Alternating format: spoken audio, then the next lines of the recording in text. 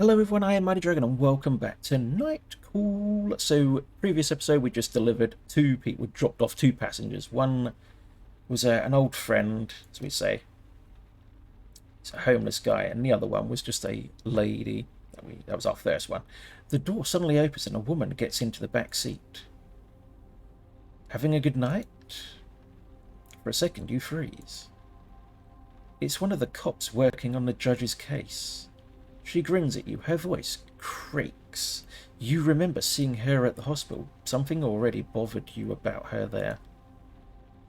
You know, it's actually pretty crazy. For weeks, I've been saying to myself, there's something off about you. Something not so nice. Oh, thank you very much. I dug around, mulled it over, bugged all my fellow cops about it. Because I was sure you lied to us. Didn't lie. She whistles to cut you off. Hey, I'm talking. She has a cold sneer on her face. I'm going to be frank with you. She leans over to you. I don't think you're the judge now. I just can't picture it. Thank you. She squints, like she's trying to make you out from far away. Like you'd have gone to the extent of hurting yourself. Yeah, between us, it's a bit of a stretch. She stares at you. But not enough of a stretch for my chief to stop going on and on about you. Seriously, he talks about you all the time. If I didn't know about it, I'd think he'd had a crush on you. She smirks. No, I think he's more interested in your profile. In prison at 17, an icy chill fills your gut. And for murder too. You open your mouth, but nothing comes out. Since you got out, you've kept a low profile, but you're lying about your name and your address. I checked. It's normal, you'd say. If you'd get word of your time served, no. It's normal, you'd say. If they get word about your time served, no loan for your permit, no lease for your car, meaning no second chance at life. Her voice becomes softer, almost warm. I personally like guys who want a second chance. No, I like guys who fight for a second chance. Basically, I like guys who are willing to work for me. She leans forward, her shining cat-like eyes narrowing. My chief wants me to go to the prosecutor with the first and last name, with evidence. Actually, knowing him, he's not so hot on evidence. So, I'll give you info, victims, suspects, medical reports, some photos are a bit. She makes a gagging noise. You have to be discreet. Keep it between you and me. Interrogate, ask questions, dig around. I've never done this. She shrugs. Don't worry. You're already keener than half the squad. And don't forget, I'm not asking you to make an arrest and deliver the killer wrapped up in a bow in front of the station, okay? You're no Batman. You're just here to get me more information. She rummages around her pockets for what seems like forever. Here, take my card. I'll call you in 4 days just to check in. We'll chat. And I'll let you know if I have any info. She takes on a didactic, paternalistic tone, like she was giving you a list of recommendations for the 100th time. Don't get caught. Don't get arrested. Also, I wouldn't recommend trying to leave Paris. I know what you look like, and I know who your friends are. You can either be the solution to the problem, my friend. It takes a minute to scan your face, your emotions. If I have to, I'll go check in on you. Know who. Her smiling's biting. That reminds me, she know you've done time? You shake your head. She snickers. Oh, my little dirtbag. You cover your tracks well. I did what I could. Yeah, if you say so. She sighs in a tired, exaggerated way. Don't try to estimate me, man. If things don't go well, I'll turn you in. I'll send your picture to all my friends in the media and every asshole in Paris. Your picture with your name on it, your real name. Anyone close to you will have their places searched. They'll be put under house arrest, spend nights in jail. You have no idea how tense things are with that fucker's trial underway. You sigh.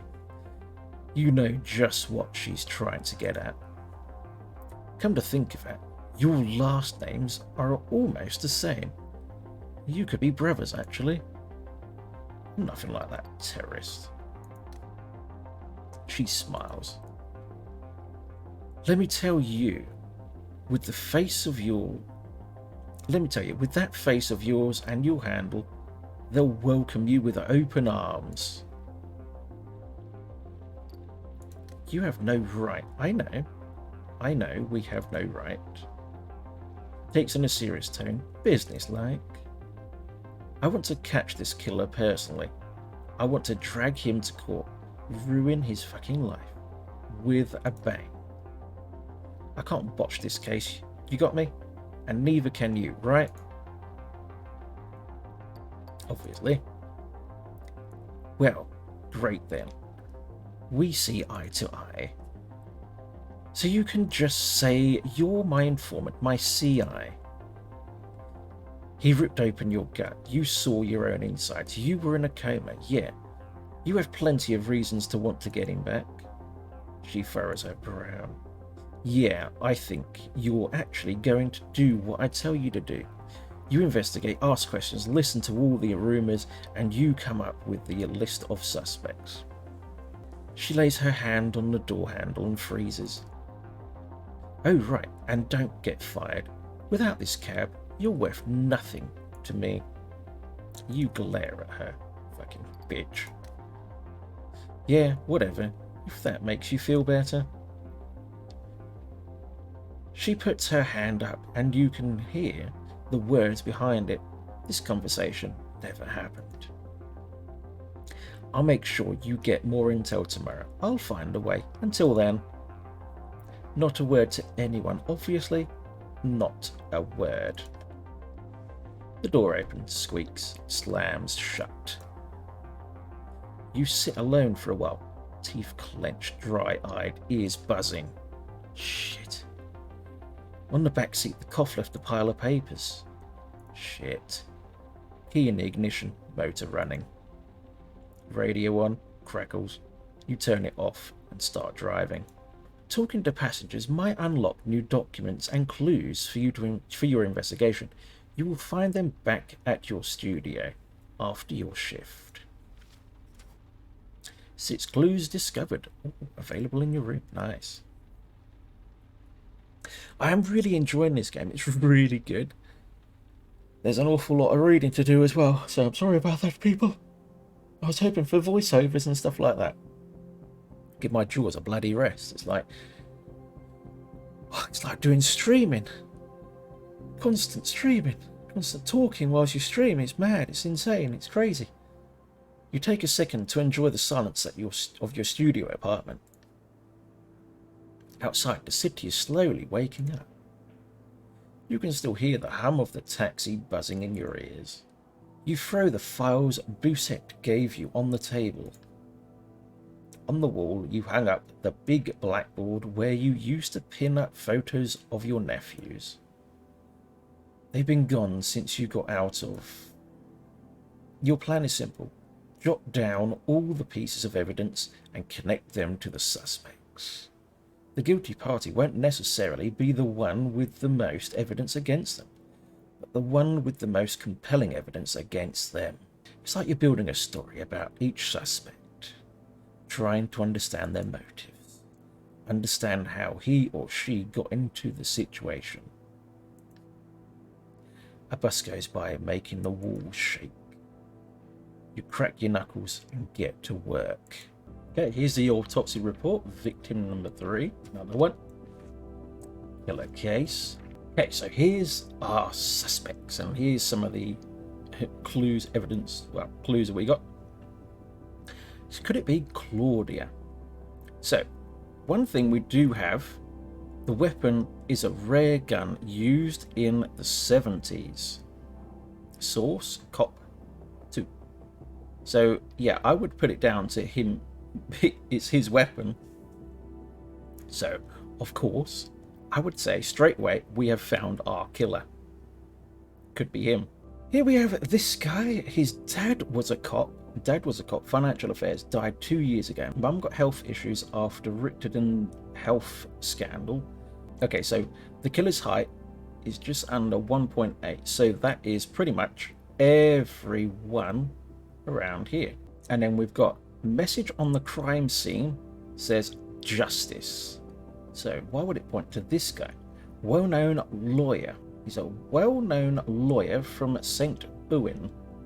Defender of the Dower case. Defender of several molested kids in poor neighborhoods. Okay. Was a promising footballer when he was playing. Okay. I'm pointing my finger towards these two at the moment. She's a medical examiner in Paris, escaped from Argentina when she was young, lost her parents. Okay. Message on crime scene. Time is up. Okay. So far, we got the rare weapon, which points towards this guy. The killer's height, of course, points towards all of them. But this, I would say, is to him. Victims killed with 1 bullet in the neck. Okay. Autopsy report for victim number 3. No sign of violence. Killer left message in chalk on first 3 crime scenes. Killer knew the victims or researched them. Right. So this guy has already, he's got a couple of arrests for breaking and entering. So that is something that's going against him there. This would, and especially justice, even though it would match up with him, but I would say it goes with him very well. Right, let's end this night. I'd like to know who you think it is. I don't want any spoilers for this game. If you've played it, you completed it. I don't want any spoilers. Please don't spoil it for anyone, especially me as well. But yeah, I'm pointing towards these two at the minute. She doesn't, I know people with like the least evidence could be the person. But yeah, it looks like, I'd say it could be these, either of these. That's my hunch at the minute. With a heavy hand, you wipe your tired face. You pull open the sofa bed, which unfolds with an unpleasant creak. You collapse onto the mattress. The events of the day run through your head. The streets, the passengers, their faces, their problems. Your brain is running at full speed, your body aches, and you are in pain. You can tell you need to get more sleep. You glance at your investigation board. It looks awfully empty. And are you sure this is the best? It's too soon to say. You shake your head, and your mind wanders for a second. Just when you're about to fall asleep, you think you hear a voice in the distance. He's crying. You jump without understanding where the voice is coming from. Outside, Paris is waking up. Are you falling asleep?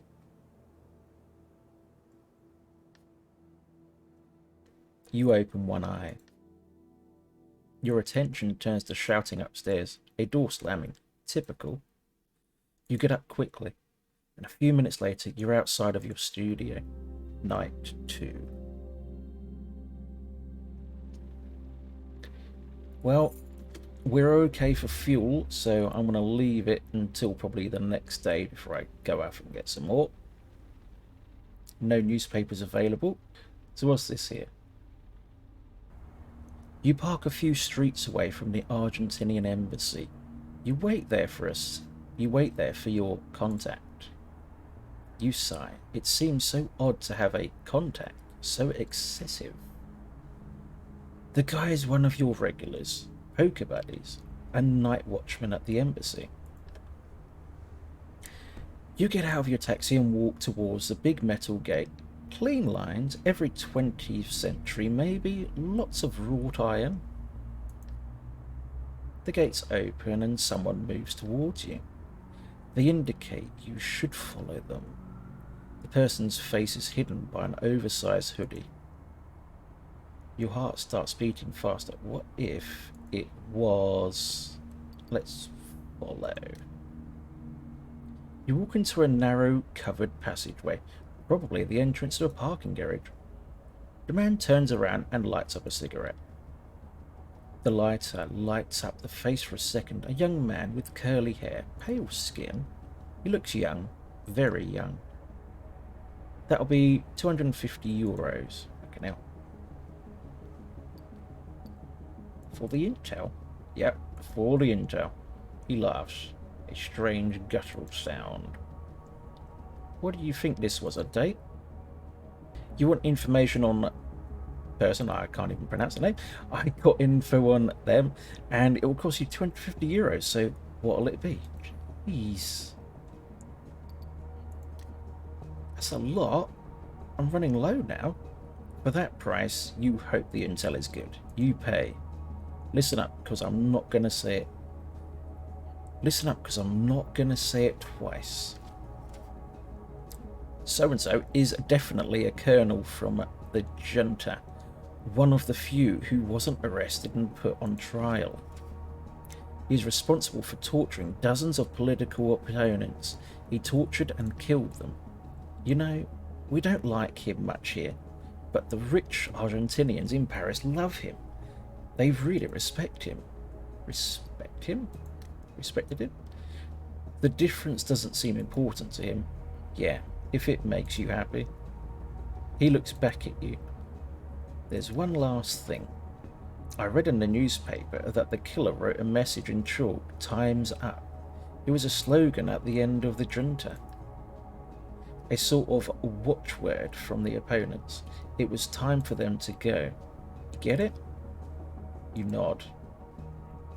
A second later, you're back in your taxi with a hole in your wallet, but with new information on one of the victims.